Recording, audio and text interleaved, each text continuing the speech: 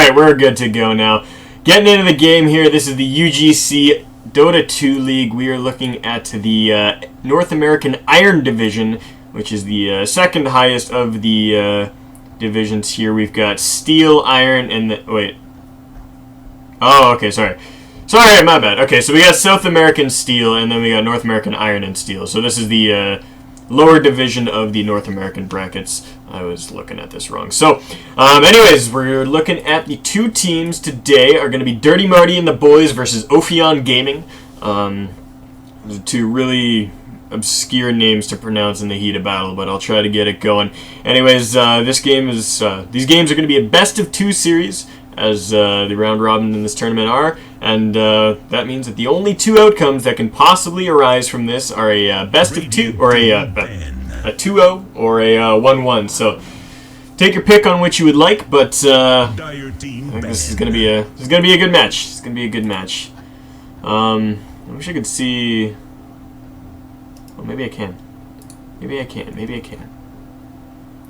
Yeah, okay, I forgot to do this before. I'm just bringing up the wins and losses for both of these teams previously. Looks like Dirty Marty and the boys have gone 5-5 in their division so far, and 6-4 on Ophion. So Ophion having this very slight edge here, but both teams sitting right around the middle of the pack in this NA Iron division. So definitely looking to be a pretty even match. I hope that things pan out that way. We'll see how it turns out.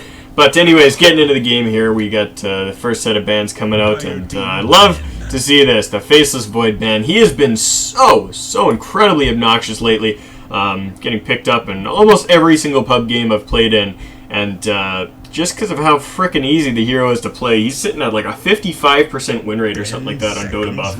And I mean, I know those are pub stats, but most of us play pub games, and it's just, oh god, it hurts. It hurts. I hate seeing Void so much. So I'm glad to see him banned out here.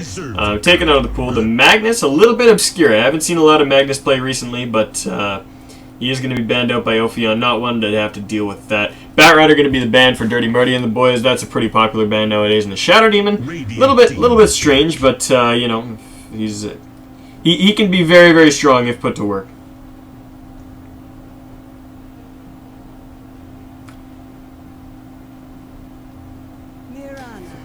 And Marana picked up right away, even though the Shadow Demon is taken out. So Marana, one of the most popular heroes of this this patch, most picked hero in most tournaments, and people still refuse to ban her. I mean, no. All right, we're getting complaints that my mic is too loud, eh? Okay, let's see what I can do here. Let's crank this down a little bit. All right, see if that's better. If it's 10 seconds remaining. Yeah, if it's still too ridiculous, let me know and I'll crank it down a little bit more. But that should be good. My bad. I usually like to start out the cast a little bit rowdy and gets a little bit too loud. But anyways, getting in here, Marana pickup for Ophion, and Dirty Marty and the boys going to go right into a Centaur Warrunner. So still valuing that Centaur quite a bit, even though he's faced a little bit of a decline in popularity as of recent. He used to be really, really popular, but he's just kind of starting to wane back down. And he's still a great hero. I mean, there hasn't been anything that's really pulled him out of competitive play. It's just teams are finding other options for that off lane. So he's going to get picked up. We'll see if actually, you know, we might be seeing a one position Centaur, and I don't actually think that's going to be it. Like, if I were to speculate, I would say he's going to the off lane, but I have seen a very small number of teams running a one position Centaur, and it gets pretty ridiculous, because if you can get that blink up in the first 6-7 minutes of the game, it is really, really hard for the enemy team to to do anything about it. You just have so much initiation power so early on when people are so squishy that Double Edge just wrecks people, and you don't really need a true carry, because Centaur can end a game in 20 minutes if he gets that early farm. So we'll see if that's the case. I don't know if it will be. Probably going to be in the offlane. Vengeful Spirit, the other pickup for Dirty Marty and the boys. Could see that paired up with a Luna or something like a Wraith King. The Vengeful Spirit Wraith King combo has been a very popular support duo, because you got range, you got melee, you've got auras out the butt, and you got two of the best single target stuns in the game. So So it works out really well. Crystal Maiden the pickup for Ophion, so I think that's going to be what they're pairing up with that Marana. Whether that Marana goes to a 1 position or she's or this is a support duo we're looking at, we have yet to see, but I'm sure we'll see that in just a moment here. Anyways, getting into the second phase of the bans, we'll see what these teams choose to ban out. If I were Dirty Marty and the boys, I would ban out the. Actually, sorry. If I was Ophion, I would be banning out Wraith King and Luna right now. That is one of my favorite ridiculous tri-lanes. Getting the all 3 of those heroes together: Luna, Wraith King, and Venge. You have so much aura damage that everybody just hits like a frickin' Mack truck. And then you've got 3 really strong single target stun / nukes that just destroy people. And then, of course, you have the negative armor, and then the crits and the lifesteal, and it just gets ugly. Ophion going for a little bit strange bans out here. They're banning out the Bloodseeker and the Ember Spirit, so 2 melee mid heroes. And I'm curious to see what that's indicative of, because they could be planning to go for some sort of direct lane dominator mid that likes to push the opponent out of lane, something like an Invoker, perhaps a Puck or a Storm Spirit or something, and they just don't want to have to deal with those melees that can kind of shut them out, because Bloodseeker and Ember Spirit, both very good mid because they're very survivable. It doesn't really matter how much you harass them or how much you shove into them. They just Bloodseeker regens, and Ember Spirit always has a remnant up that he can jump back to if he's in trouble, and he always has the shield up so he can reduce the magic damage and jump back on you. So we'll see what they're picking up here. The Bane and the Tinker banned out here by Dirty Marty and the boys. So Tinker, I think that's a very deserved ban. He's been so popular lately, and another just pain in the ass hero. Very similar to Faceless Void, but Ancient Apparition is going to be the pickup for Dirty Marty, so I don't hate this at all. The Cold Feet follow-up to the Magic Missile is really awesome, and then the Chilling Touch on top of the Vengeance Aura means that both of these heroes are going to be hitting really, really hard, and they've got the lockdown, they got the damage, they got everything they need, and we'll see what they do choose to pair that up with as for a carry. We could be looking at a very greedy melee carry, something like a PA, maybe an Anti-Mage, even like a Luna or a Lycan or something. All of these heroes work really well with this lineup. 5 seconds remaining. Shadow Shaman going to be the pickup for Ophion, so looking to push a little bit, get that extra lockdown. It can also be great for those Marana arrows, so it looks currently like this might be the tri-lane. They could also just give up on that, pick another carry, and then put the Marana mid. Marana mid on her own is very, very potent, so it's something we can look at happening here, but we'll see as we get a little further on into the draft. Going over to Dirty Marty and the boys, they got about a minute left in their reserve time, and they're going to be picking up a Viper. Radiant team pick. Alright, so we'll see if that does... if they do choose to put that mid, or if that's going to be their 1 position.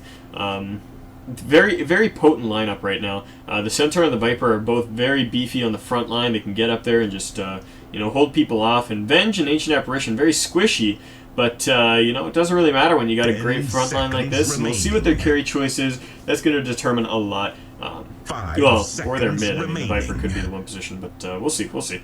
Timbersaw picked up by Ophion. Going to be throwing that towards the off lane, so not too much to say there.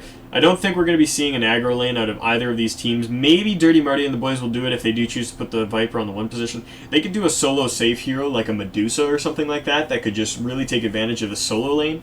Like the solo safe lane rather, and then put the Venge, Ancient Apparition, and Viper on an aggressive try, and I think that could work out pretty well for him. Like I said, that's a lot of range coming out between those 3 heroes. I mean, Ancient Apparition has one of the longest attack ranges in the game.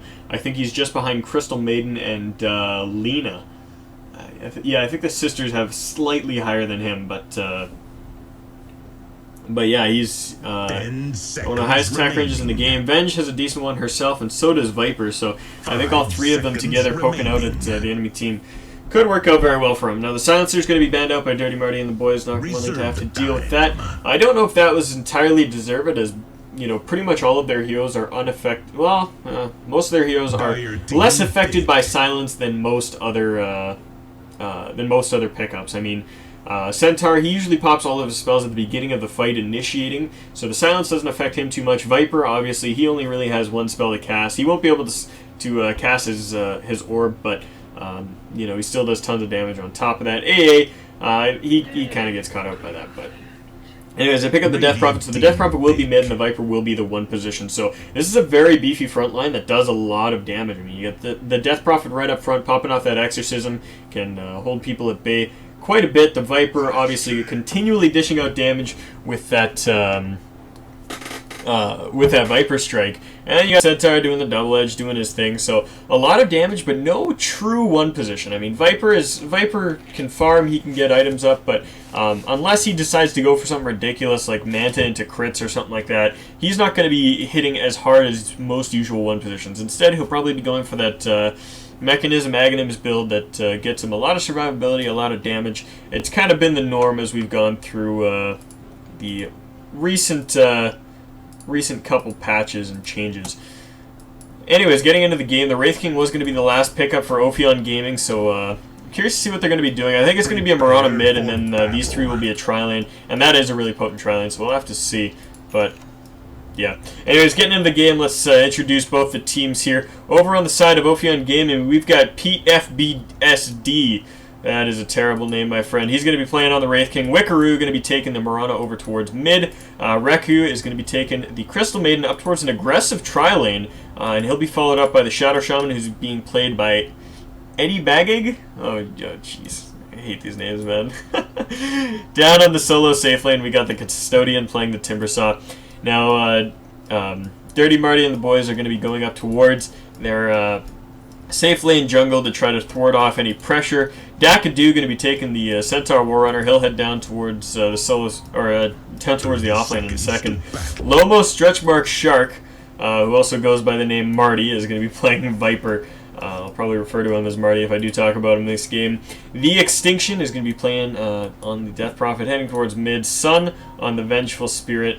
And I feel like I'm missing one. Oh yeah, the Ancient Apparition. There he is. Blame Sociable going to be playing on him. So there we go. No stat items to start on the AA. Instead, he's gone for all regen and set awards for himself. They spot out the Shadow Shaman as he comes up to place a ward. They're not going to be able to catch him out. They do have a sentry, though. They saw him place his ward. So this will get dewarded right away, which means that this aggro try is going to be a lot less safe than they think right now, as that river is warded out. Shadow Shaman getting a little too far forward, trying to place an aggressive ward. He could be in a lot of trouble if he gets stunned.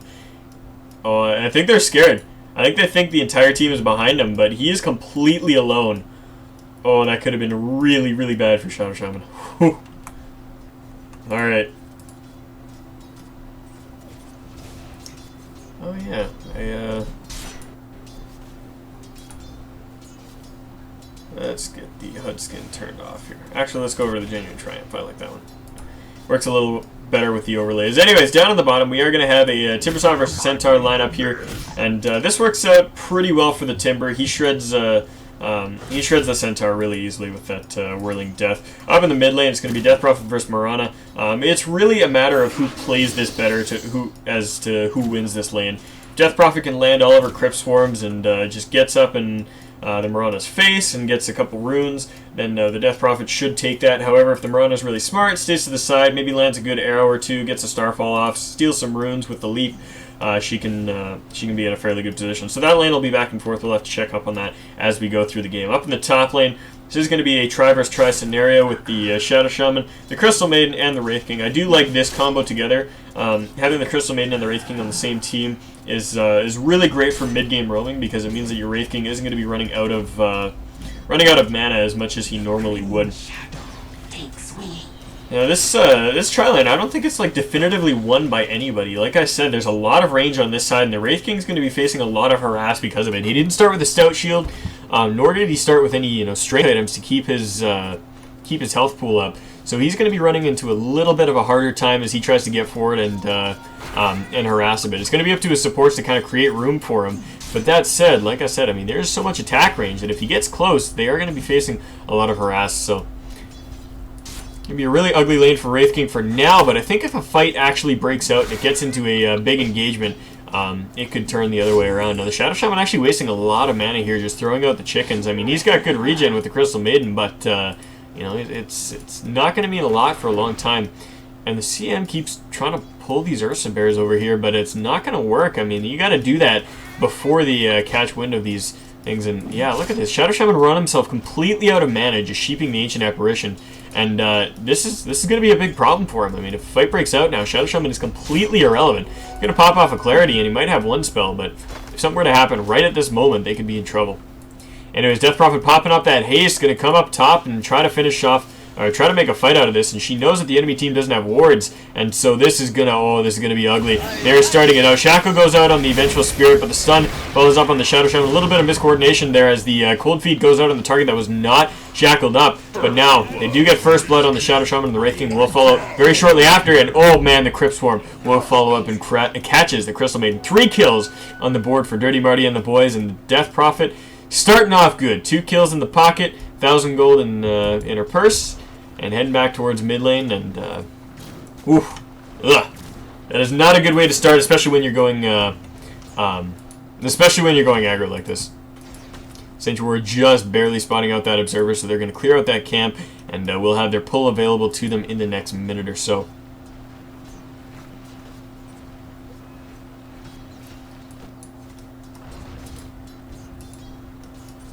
Anyways, the mid lane, Marana is topping the charts on the CS at 14 and 6. Got a little bit of time to herself to farm it up as the Death Prophet left the lane.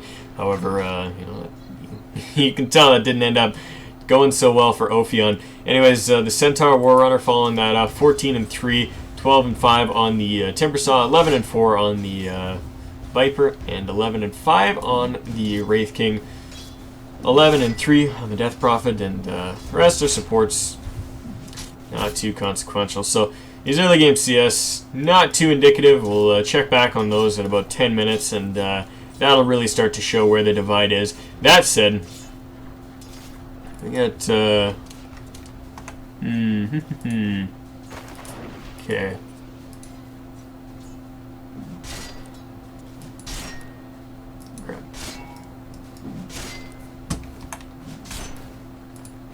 Okay. There we go. Sorry, I'm getting some complaints on Twitch that frame rate is a little choppy, so I'm going to see if I can fix that. I had some background programs running, taking up a little bit of my bandwidth, so hopefully it should be a little bit better now. I hope so, at least. We'll see. Let me know in chat if it's looking a little better now than it was before. My computer actually feels like it's running a little bit faster now that I've done that, so we will see. We will see. Anyways, pull coming out here by Dirty Marty and the boys, Crystal Maiden and the Wraith King, and Shadow Shaman following that up. They're not going to steal a little bit of XP. They're not actually going to contest that pull or do any real damage. But yeah, anyways, the Marana has rotated up here. She's got the Moonlight Shadow, and so they're going to pop that off and move in towards that pull, see if they can catch someone out. And this could be catastrophic if they are not very, very careful. They are hiding behind their tower, not going too deep into their pull, but this Ancient Apparition could be a little bit too close. He is right there, and they get revealed. Are they going to go? No, they don't. She had Frostbite? Yeah, she had Frostbite. If they had just Frostbite and stun that out, they would have had some action. But instead, they turn it right back around and blow up the Shadow Shaman. Now, the Marana is there to turn it back around. Ancient Apparition going to die. Chasing in on the Vengeful Spirit. They're looking for it. A couple more auto attacks might do it, but no, Vengeful Spirit's going to get himself away from that. Now, a Death Prophet Illusion up here actually doing a lot of damage, and through the trees, the Viper will get the kill on the Crystal Maiden. So now, chasing in with the Centaur Ultimate. This could be a couple more kills. Blood spilled, and the Shadow Shaman is back there. He's going to try to make something out of this. Maybe save his teammates, but no, doesn't cast any spells. Turns around, chickens the Ancient Apparition, but that's not going to be enough. And a couple more auto attacks. Oh my god, this is so disastrous for Ophion right now. They're trying so hard, but this, oh god, that rotation is just too much. Extinction getting up here, participating in 5 out of the 7 kills on the board right now, and yeah, that was just sloppy. I don't know what they were doing. The Ancient Apparition was sitting right here, and the Crystal Maiden had him in full vision. She was sitting right there, and they had the full team following it up. They could have bursted down the AA, no problem, and got out of that, or, you know, traded it for more, but we'll see. Anyways, the Extinction off to a fantastic start. Already got his Arcane Boots up, and we'll probably be heading towards more. We'll see if he goes for, like, a Yule's, or if it is, like, a first item Bloodstone or something. We'll see what it is, but Either way, that is really, really bad for Ophion. The Shadow Shaman play, I can't say I've been happy with it. And he's running into the Ancient Apparition again. If that triggers, oh no. Arrow gonna fly, and it misses, but yeah. Marana showing up here to try to help us out a bit, but the Exorcism getting popped off, and this is gonna be so much damage. The Shadow Shaman dies again, and Extinction will walk away from that 4-0-2. 4-0-2 at less than 8 minutes. That is pretty absurd.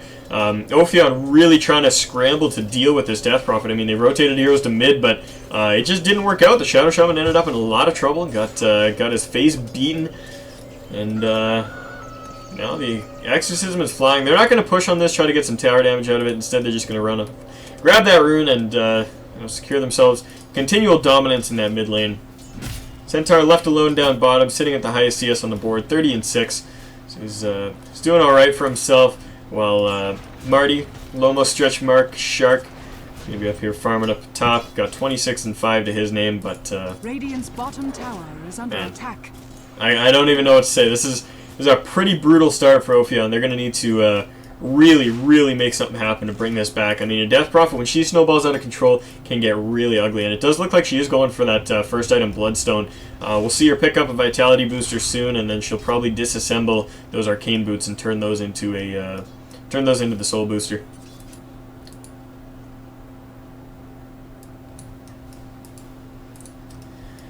Up top, Wraith King struggling to find farm. He's 20-7, and I mean the Death Prophet has rotated twice and still has higher CS than him. They're still going to contest this pull, and this could be trouble for them again. I mean, they cannot fight this tri-lane.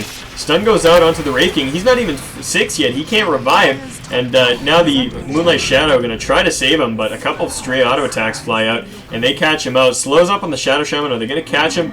I don't know. They got to silence out. They're going to look for him. He's juking upwards, and they do find him. He pops out of the invis, and this is going to be a dead Shadow Shaman yet again. He's going to try to sheep up, maybe juke into the trees and TP, but I think it's looking pretty grim for him. He just sits there. Yeah, the poison ticks him out, and that's going to be a 1-11 the kill total right now. And this aggro tri-lane, a complete disaster for Ophion, not making what they need, not making the engagements they needed to happen. I mean, it just... I feel like earlier on they should have gone a little bit more aggressive because they couldn't afford to just be poked down. Like I said, there was so much range on the board that they were just facing a lot of damage just through getting ticked out. And I think if they had just gone on it, they've just thrown out a Shackle, thrown out a Frostbite, they might have been able to burst somebody down. You know, the Ancient Apparition and the Vengeful, both pretty squishy early on, and something might have happened there, but it just didn't. And the result of that was they just got poked down, and then the Death Prophet came in, cleaned house, and from there on out, it's just been a snowball of games. So not looking too good. Shadow Shaman rotating down towards bottom, going to see what he can make happen. Gets a Shackle out onto the Centaur Warrunner. This might be a good kill in the name of Ophion, and they do manage to secure the Centaur, but Viper rotates down, gets a Viper Strike out onto the Timbersaw, and I think he might take out the poison. No, he doesn't. The poison comes off. He's going to salve up. The Viper is chasing. He's got the phase boots. He's got a little bit of movement speed, but not going to find the Timbersaw, and Timbersaw does back himself away.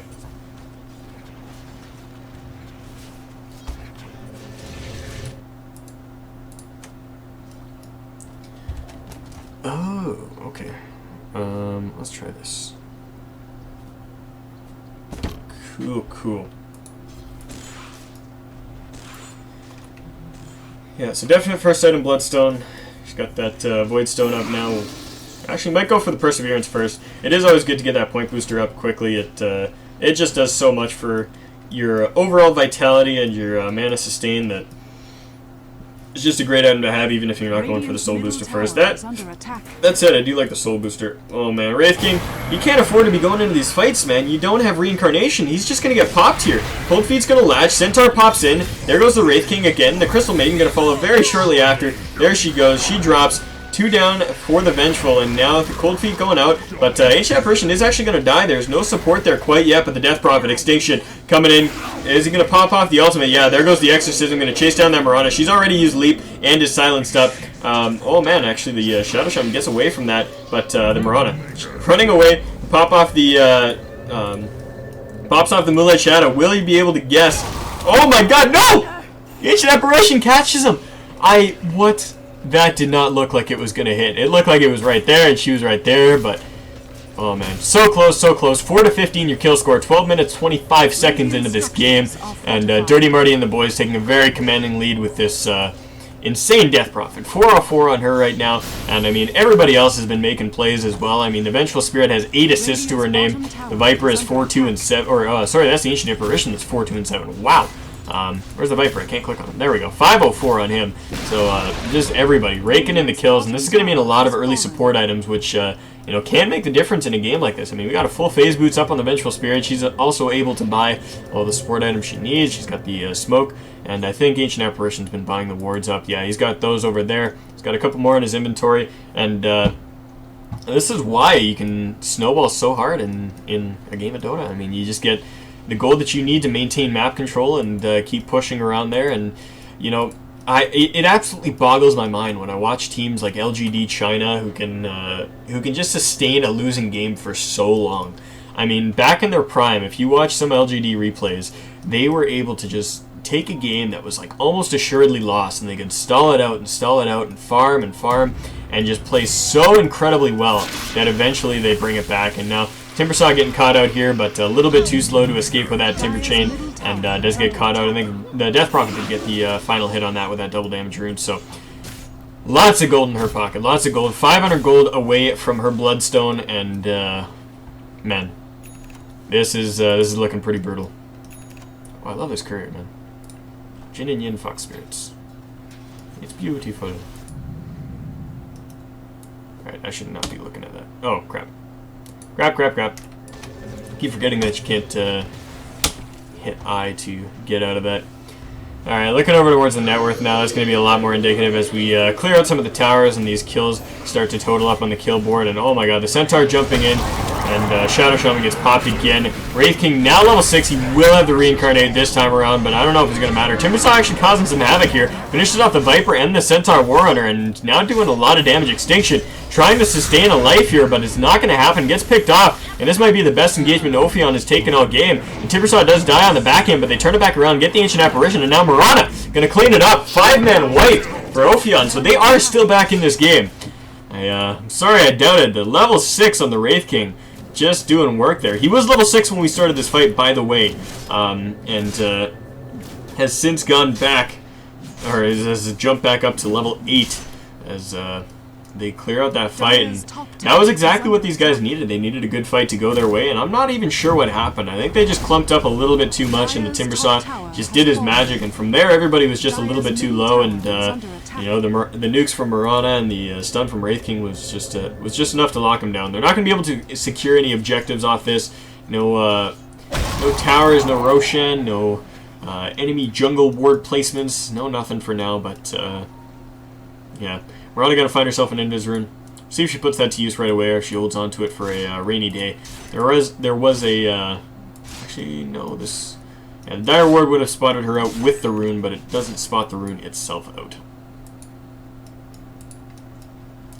Urn of Shadows up on the Vengeful Spirit right now, so just enough to keep her team sustained. Looks like Viper is going for that heavy carry build instead. Has picked up a Yasha. Not going to go for that Mech Aghanims, and curious to see if anybody's going to get a mech on this team. I mean, oh man, this could actually kill the Wraith King. He pops off a magic wand, but silly boy, that does not work. And the Shatter comes through. Ancient Apparition finishes off Wraith King as his ultimate was not available after that last fight. That stings. That really stings, man. But you do know now that there is a ward in your jungle. If you go deward that, you'll have a little bit of a nicer time farming it up and trying to make your way back into this game. Center up here, dropping the Tranquil Boots so that he can maintain that regen once he finishes off farming up that camp. Would be a shame if a Ricky were to come by and steal that. I think Ricky should be the new counterpick to Axe, just so that you can roam the jungle and find him whenever he drops his Tranquil Boots.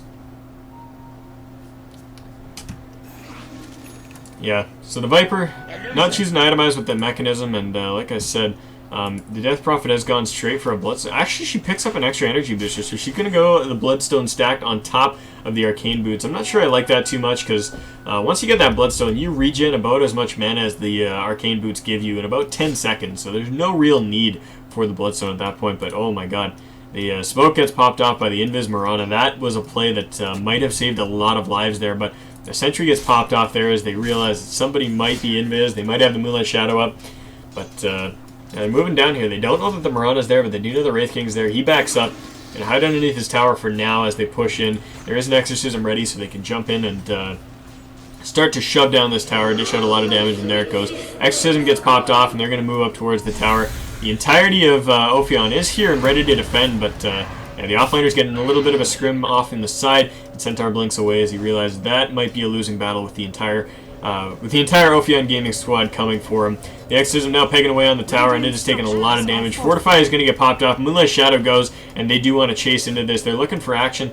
And looks like Dirty Marty and the boys are going to disengage. Arrow going to fly, not going to catch anything. Flies right through the middle. And they're not sure what they're going to do.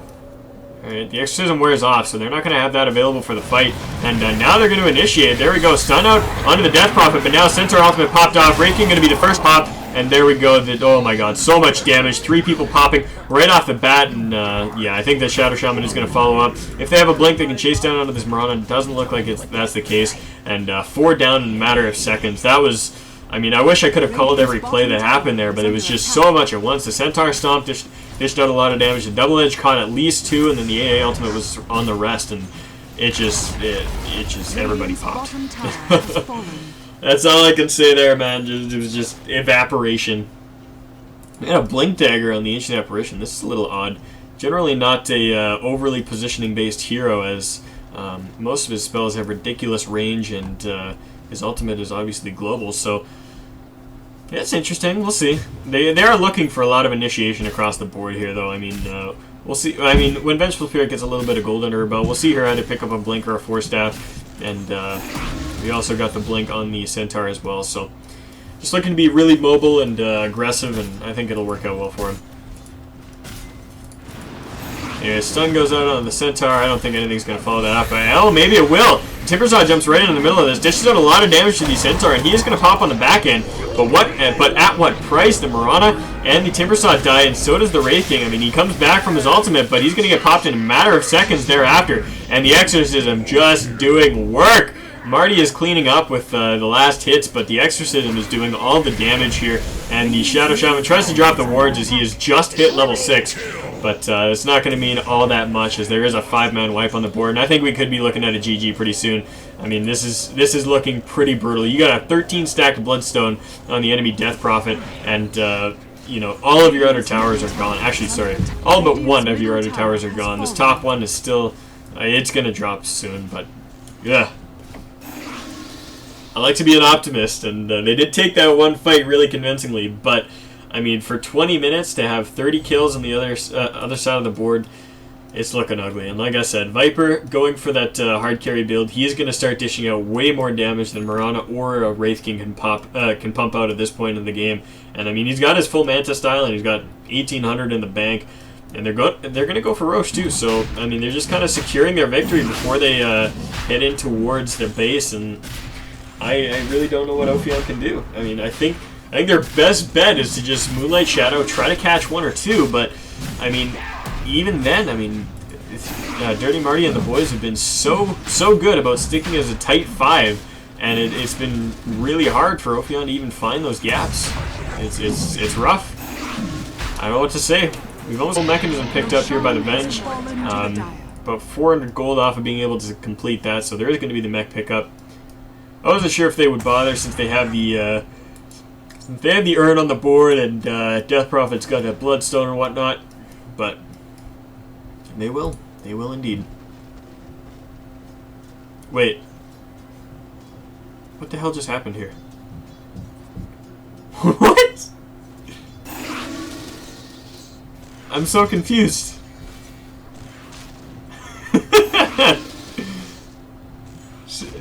What?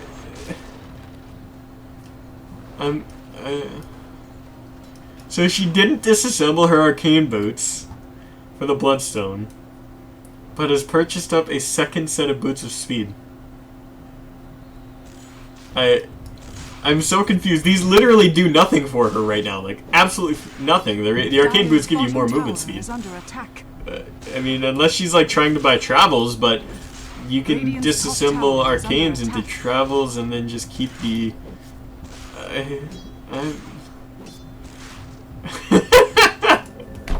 I don't even know what to say, man. I don't even know what to say. Now, let's take a peek at the items before we get into a little bit more action. It looks like the match style has been picked up from the Viper. He's also sitting on a Mithril Hammer, well, that'll probably get turned into a BKB later on.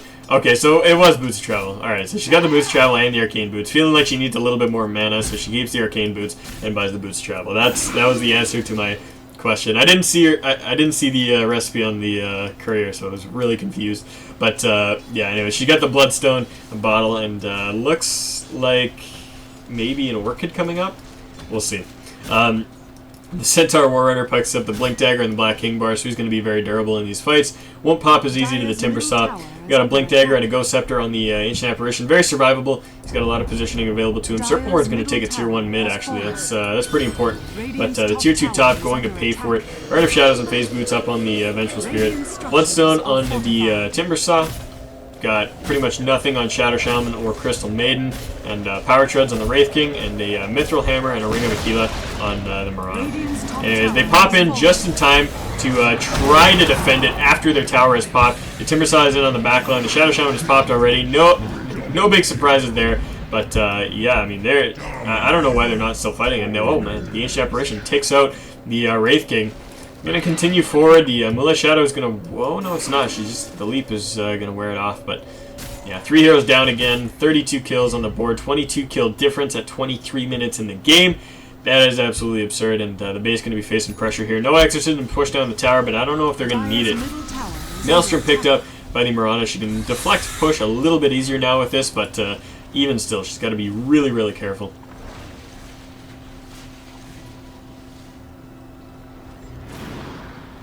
We're going to fly, and it does land on the Venge, but they can't go in on this, and if they do, they are complete fools. Foolish fools.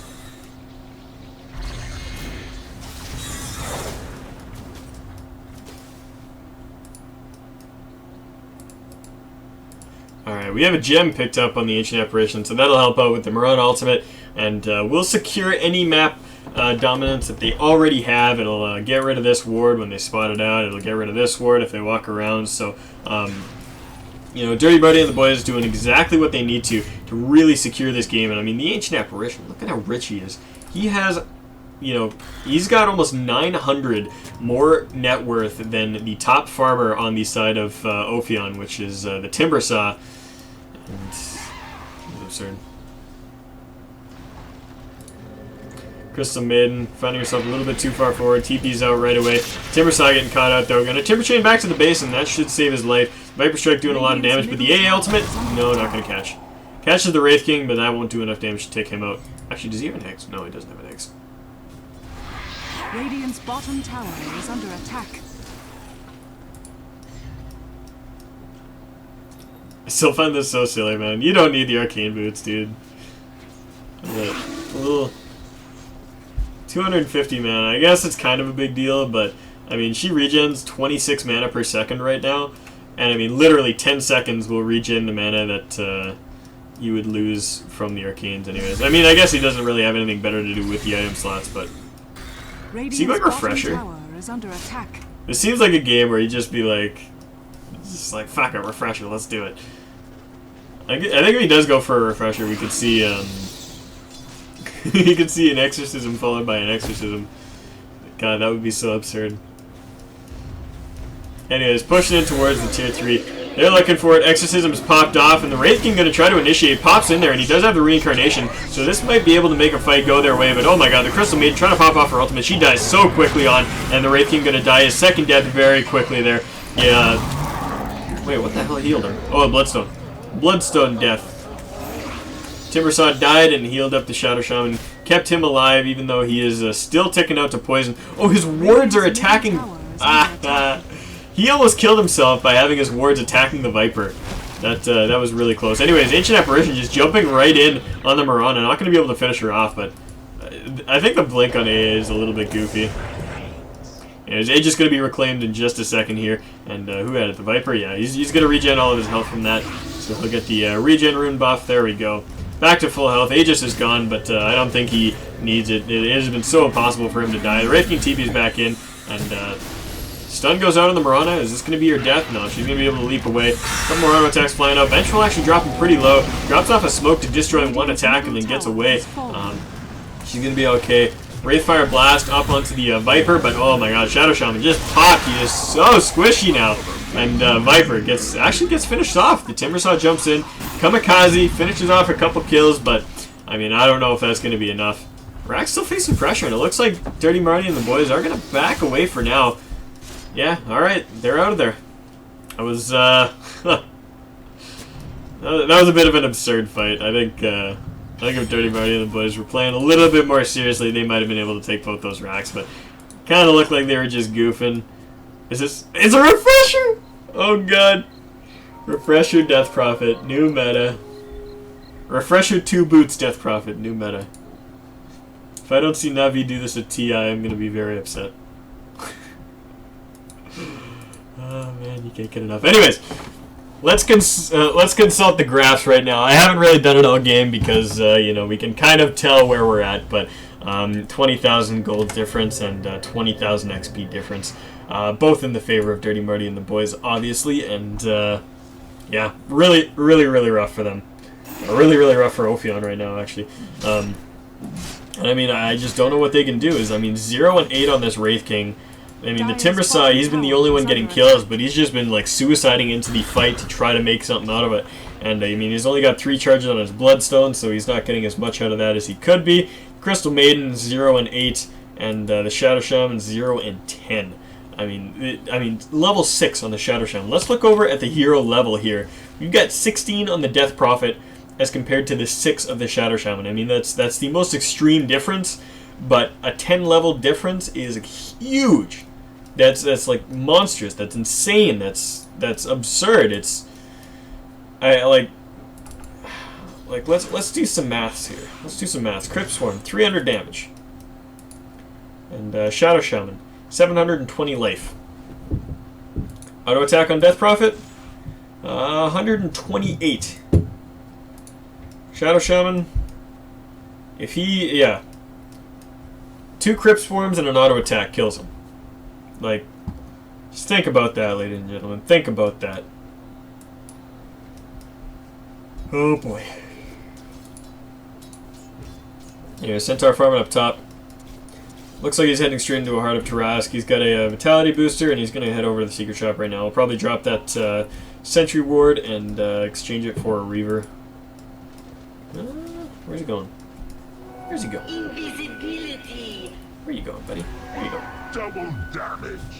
Where you going? Okay, he's just heading back into the jungle. Not gonna do anything. I think Dirty Marty and the boys have decided to take it slow, take it nice and easy as they head in towards this these final pushes. I mean, they don't want to get too greedy. They don't want to go too ridiculous. They just want to get their last couple items up so that they can hit as hard as possible. Maybe they're just waiting for the Roshan. The Roshan does spawn in another full minute, and yeah, we'll see that in just a minute.